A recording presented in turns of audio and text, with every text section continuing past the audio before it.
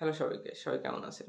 এই ৫ টি step follow করলে আপনি আপনার প্রোডাক্টিভিটি বাড়াতে পারবেন অথবা আপনার ফোকাস বাড়াতে পারবেন কাজের প্রতি। প্রথমত আমাদের ফোকাস নষ্ট করার সবচেয়ে বড় যে হাতিয়ার সেটা হচ্ছে মোবাইল ফোন। অর্থাৎ আপনি যদি আপনার মোবাইল ফোনকে লিমিট করতে পারেন তাহলে আপনার বড় একটি ফোকাস নষ্ট করার উপায় শেষ হয়ে গেল।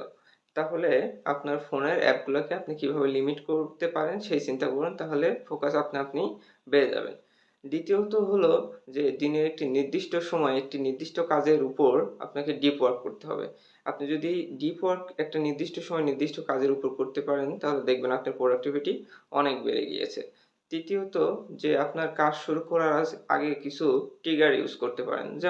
ধরুন আপনি কোনো কাজ শুরু করার আগে ১ কাপ কফি খেতে পারেন অথবা একটু হাঁটাহাঁটি করতে পারেন।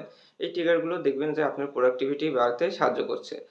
চতুর্থ, যে আপনি কাজ শুরু করার সময় অবশ্যই একটা ডিস্ট্রাকশন লিস্ট রাখবেন। অর্থাৎ আপনি একটা ডিপ ওয়ার্ক করতেছেন, দেখবেন আপনার মনে অনেকগুলা চিন্তা আসতেছে বা কেউ আপনার অনেকগুলা কাজ দিচ্ছে বা কাজের জন্য বলতেছে। আপনি চেষ্টা করুন ওই কাজকে নষ্ট না করে ওই কাজের মাঝে আপনি আপনার লিস্টে আপনার অন্য কাজগুলা যে জিনিসগুলা মনে আসতেছে ওটা লিখে রাখুন। পরে যাতে আপনি ওই কাজগুলা করতে পারেন। মাঝখানে যেন আপনার মনোযোগ নষ্ট না হয়।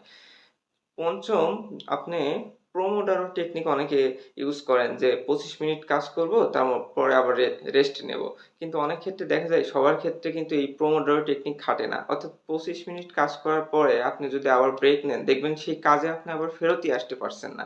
সেক্ষেত্রে আপনি কি করতে পারেন? সেই ক্ষেত্রে অবশ্যই পোমোডোরো টেকনিক ব্যবহার না করে আপনাকে টাইম ফ্লো মানতে হবে। অর্থাৎ আপনি টানা ১ ঘন্টা অথবা টানা ৪০ মিনিট, টানা ৫০ মিনিট কাজ করুন। দেখবেন যে আপনার ফোকাস বাড়বে। ধন্যবাদ সবাইকে।